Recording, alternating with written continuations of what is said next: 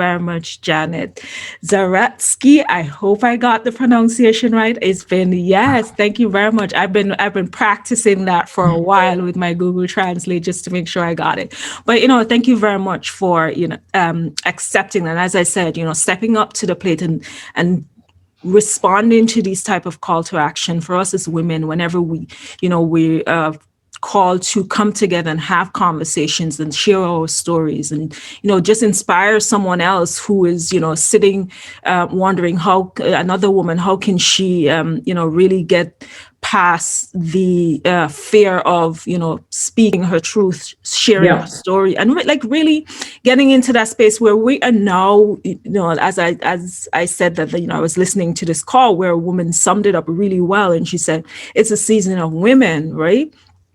We've always had women paving the way. We've always had, women, chipping away at the glass ceiling. But it's finally we're in that space where we can say yes.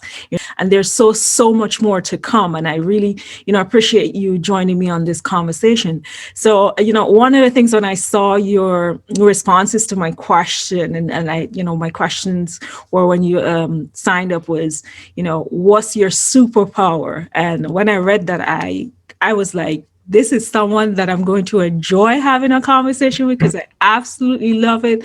And that, you said that it's all about, I'm going to read it just to make sure that I got it right. Helping women get out the BS out of the way so that they can become powerhouses. And that sometimes will hold us back. So tell me about that. Yeah, so I've been around a long time, and I coach a ton of people, over 30,000, and I work with women executives. Yes. And you think that you're an executive, you've already achieved a position of power, but there is stuff, BS, that is in the way, no matter what you've achieved, that is a mental construct, if you will, that keeps you from actually fulfilling what's possible for you and experiencing your own power, your own fulfillment, and it's across the board. So if you're young, millennial, or the earlier generation than that, the Gen Z, and you think, but I have that, that'll get out of the way when I get older and when I've achieved things. No, it's often there for us no matter where you are in life. And sometimes as you get older, especially women who have been out in the workforce for years and in life for years, they've gotten beaten down. And so it's become more solidly placed. So that's the source of imposter syndrome, for example. Always, no matter how much, I love Maya Angelou. There's a quote I often use, which is, I've written 11 books, and I'm always waiting for them to find out. Oh, yep. Yeah, so that I run a game on them. That is the experience that most women go through, and men have it sometimes, but it's really very much a women-centric thing that we're like, how did I get this? I got lucky. So when you have that, then you don't bear any responsibility for your own brilliance and your own accomplishment. So what I do with women and what I'd like to share, today in this conversation is get that stuff out of the way. It's familiar. You didn't create it. You just keep feeding yourself all that negative talk. Yeah. And when you get that out of the way, then you can be who you are. Absolutely. Absolutely. I know that negative self-talk is, I like to say that's where dreams go to die. We're not right. We're feeding our minds all this negativity instead of just taking a moment to say, wait a minute. First of all, I took the step to whether or not you're starting a business or, you're going back to school or you're changing career. Like the fact, first of all, the fact that you had the thought tells me that you have the potential to do a lot more. And it's something for us as women, we have to analyze and check everything off before we, to see if we don't have all 100 items checked, it's like, oh, I'm not qualified. It's like, no, even if you have 10 of them, you have a lot than maybe you didn't think you did, right? Because you starting from 0 and getting to 10, it's like, yeah, you have 10. So go with what you have, and along the way you improve it. I heard this quote the other day, which I was like, for the first time, build a plane while you're flying it. I was like, what? Yeah.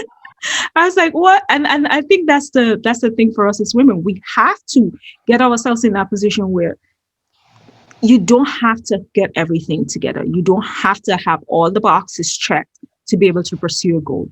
Once you are passionate about something, go after it, right? And be unapologetically you. I saw that on your post as well. It's like, you be unapologetically you. So how can how do you, because there are a lot of women who, as much as, we some of us can step up to the plate. Some of us have the voice. Some of us are confident, or have trained ourselves to be as confident as possible. But there are women that, are still second guessing themselves, as you said, still lack that confidence. What advice would you give to those women to be unapologetically themselves and to build that confidence muscle to be able to go after the things that they want? A lot of different things. I'm going to give you or everyone watching an exercise to do that I think helps build it in a moment. But I would first of all let yourself know that all the stuff that you're saying to yourself isn't true. Yeah.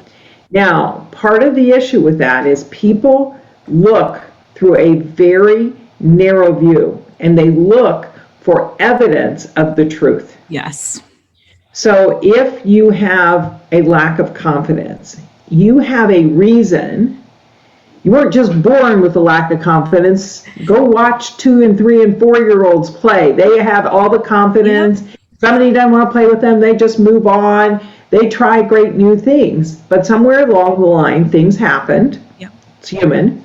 And you made some decisions about yourself. And then what you've done is you've put on these blinders or this narrow viewpoint, and you've looked for evidence of the decision you made. Now, it's unconscious. This is not, oh yeah, let me think.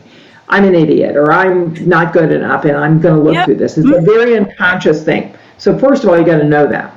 Yes. And you have mountains of evidence because you always find what you're looking for. So I often give people this exercise, and it's very profound when you do it. So depending on what you're doing, you either interview 3 to 5 people, and you ask them questions. You ask them, tell me what you find are my strengths, or what's good about me. And by the way, don't do it by email. You want to actually be in a conversation with somebody. Absolutely. And then write down what they say or record it. Yep. And then you ask them, what are the areas that I could grow? Now, that's also good because we're always growing. If you're not growing, I don't care who you are, you're dead. You're just growing. Exactly. I agree with that. Then after you get that interview done and you have those things written down, whether it's audio or written hard copy or, on Word documents or wherever you have it, every day, open it. First thing you do, read it and look for evidence of those positive things. Yeah.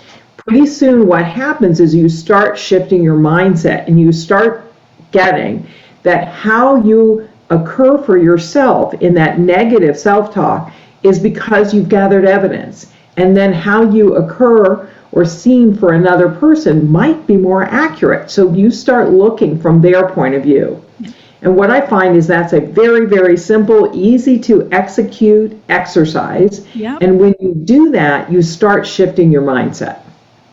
Yeah, that's like so much you've said in there that I've thought about, because I have this thing that I do is because I was doing that. Last year I did a lot of that where I'm looking for the evidence as to how things can go wrong and, the negative space and being all of that. Mm-hmm. And I, took the action steps because it's like this, as you said, the habits. We develop habits, either good habits and we get good results, or bad habits and we get bad results. So if you want to shift the results that you're getting, you have to shift the way you're thinking. And one of the things that helped me is to get up every morning and list 3 things I'm grateful for. And then after that, I go into, listening to TED Talks, whether or not it's for confidence, it's motivation, whatever the TED Talk topic is. I don't schedule the topic. I literally go into YouTube and say, TED Talk motivation for today or something like that. And whatever comes up, that's what I listen to. So I was feeding my mind, the things that I want to consume, the way I want my life to go, and the way I want it to, the positivity that I wanted to get. So that's great advice to women, because that's something that whenever I work with my clients as well, is to let them know, it's, first of all, we need to know who we are before we can, before we can dress ourselves. So if you're holding on and you have baggages that, negative mindset, maybe towards clothing or maybe towards everything that's happening in your life, you putting on clothes is just going to be a Band-Aid. Right? It's just going to be a Band-Aid. It's not going to solve the problems, because everything that you feel inside is going to eventually come out.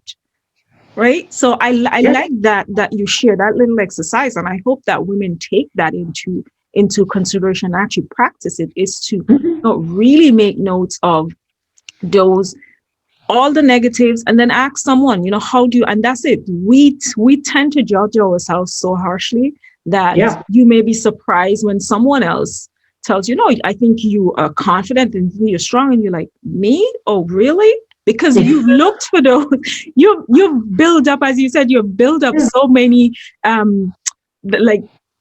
supporting evidence to show that you're not, that you missed those opportunities when you were actually, confident and powerful. Which brings me to my other question. When it comes to power and, women in leadership position and feeling powerful, I know sometimes there's this misconception that for a woman to be powerful, she needs to, one, take on some male traits. We get into the work environment and we either dress like the male. So everyone is wearing jeans and t-shirt. And so we show up in jeans and t-shirts because we don't want to express our femininity. We don't want to wear the pink. We don't want to come across as a soft person in the group.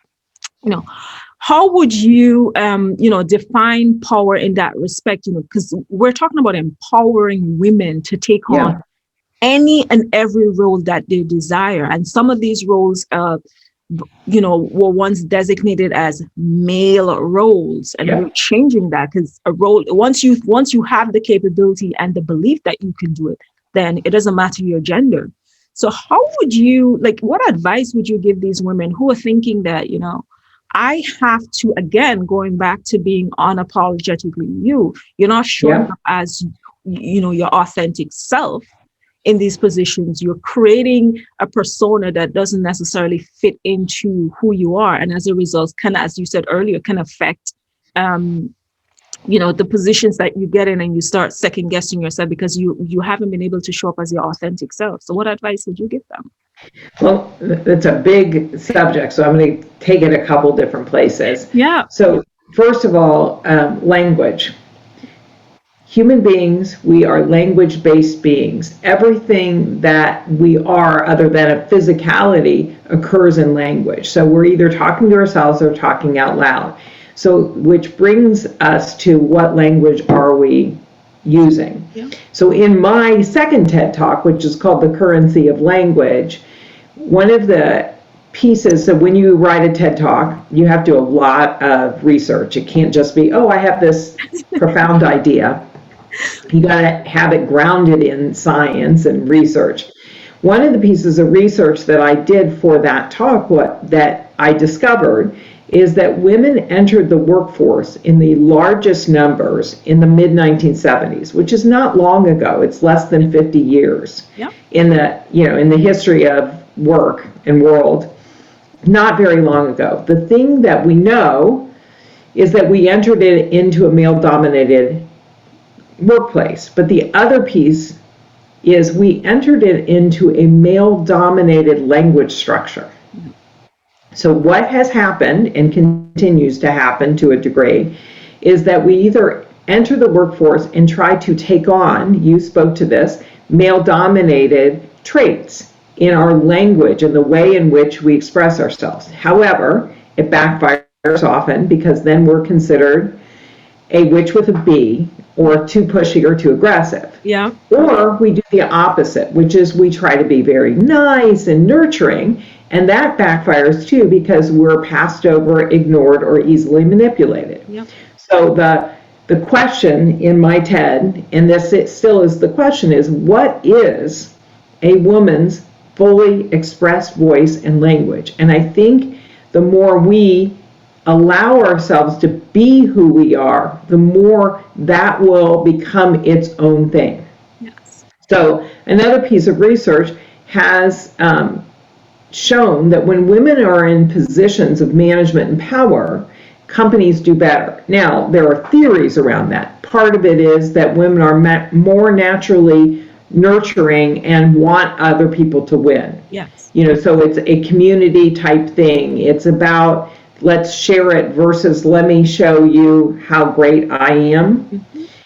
And when you're of the mindset of, if I'm a manager, for example, or a leader, and I am causing my people to expand themselves and win, I'm going to win in the end. Yes. But if I have my attention on myself, then I am not going to have everyone win. I am going to, people will do what I say because I have a position, but I'm not of influence. You are not engendering loyalty. You are not developing people. So there's a whole world, and I train, so I train on leadership. There's a whole world to train inside leadership about influence and how you get to be that kind of person. But I would say it this way. As a woman, what's natural for you? Do that. And the other piece, which I think is like the biggest key, and every client I've ever had will tell you this, don't step over things. We train people on how to interact with us by either what we do or don't do. Yeah.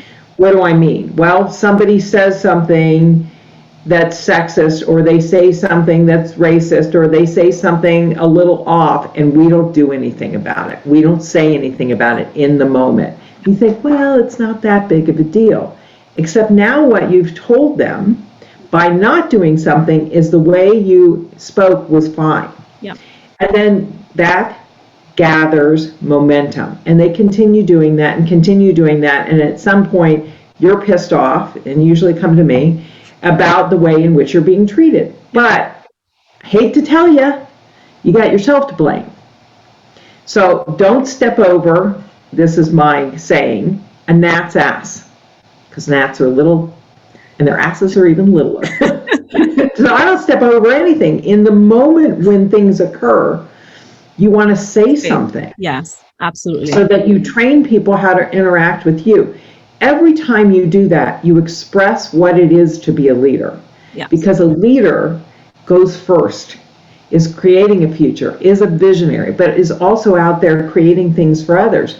And some people, including men, are unconscious to their behavior is unacceptable because they're in a male-dominated structure and a male-dominated language structure that has existed for a long, long time. Yep. So they're just doing what they've been doing. Yep. Absolutely. And it takes us saying something, being the leader we are, for them to change their behavior. And one more thing, and then I'll let you speak, Solita. That this is great. You got to come from not you're wrong, like you're wrong. Human beings are driven to be right. There's I do a lot of work in neuroscience. There's a whole neuroscience behind our drive to be right. But if you come from there, you won't get hurt.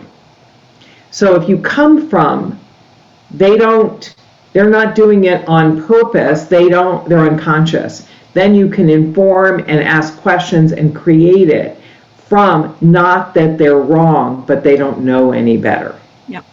Yeah. I think that's like what you said there is like so important. And that's what, women using their voices in the moment to say, how they want to be treated, right? Mm-hmm. Whether or not it's in the workplace, whether or not it's in a relationship, whether or not it's in business, it's just use your voice to tell others how you want to be treated. And that's something that I would say as well. It's like, to encourage my clients to use clothing to control the narrative as to how you want to be perceived and what you want people to think about you. So I think that's like very important as well, is to just tell people how you want to be treated. Not everyone is going to accept it, but you need to constantly remind persons around you how you want to be treated. And I think that's like that's so important for me. And we know that like there are a lot of women who are still, working up the courage to be able to, express themselves and let their voices be heard. And this is why we're having these type of conversations, to be able to empower those women and, empower ourselves as well, just as a reminder, and learn from each other as to how we can change and shape the world. And, I want to know in terms of, because when I think about my business, I've always thought about, generally we have this mindset, clothing, personal stylist, that's for celebrities, but when I think about my business, I'm thinking about the impact that I'm going to allow you to make within your personal and professional life. But whatever, however you're clothed, it's about making certain impacts. Whether or not you're going for an interview, is being able to dress a certain way to be able to, be able to influence that person so that you can get that job, or you're building a business and you're trying to get clients. It's about being able to influence persons so that they can come on your side and you are able to make the impact that you're trying to make in your life. So that's my question to you is, as a leader, how are you making an impact, and how do you see, or what advice would you give women who are sitting on the sidelines waiting for that extra nudge in terms of, what can they do, in making an impact? How can they really make an impact? And what are you doing as a leader to change the way society view us as women? Because we are no longer what they think we are. We're showing up exactly who we have always been, is that, confident powerhouse, taking up positions and spaces and letting our voices be heard. Yeah. Well, before I do that, I want to just say one thing. There's a talk, which I haven't done in a while, which is about, how you're presenting yourself. You're from your elevator pitch, but one of the things I speak about is body language and dress.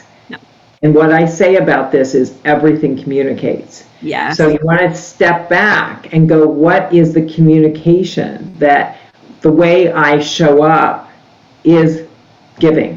And if you don't know that, ask someone else. But you got to set them up to be really honest with you. It's like, right now, because of COVID, however we're dressed is from the waist up. Who cares about the waist down? But it's still, what am I communicating and what's my intention, and are they a match? Yes. And that's really, it's not saying this style or that style. It's like, what am I intending to communicate in the way I show up, in my body language, in my dress, in my appearance, and in my speech? Yes. So I wanted to throw that in there when you're talking about your business and the way people show up, because I think that's a critical piece. Yes, and then to answer your question about leaders, so first of all, one, I empower people. So that's what I'm out to do. I either do it through my coaching business, where I'm empowering women to take on their leadership, get rid of all their negative self-talk so they can be who they want to be and deal with, in reality, what's coming at them in a powerful way. So at the end of the day, they're fulfilled, they're satisfied, they're making the impact they want, whether it's in their own business or they're in corporate. And then what advice would I give with somebody who's sitting on the sidelines? I'm going to be a little smart alecky, but it's like, what are you waiting for? You're not going to get an invitation.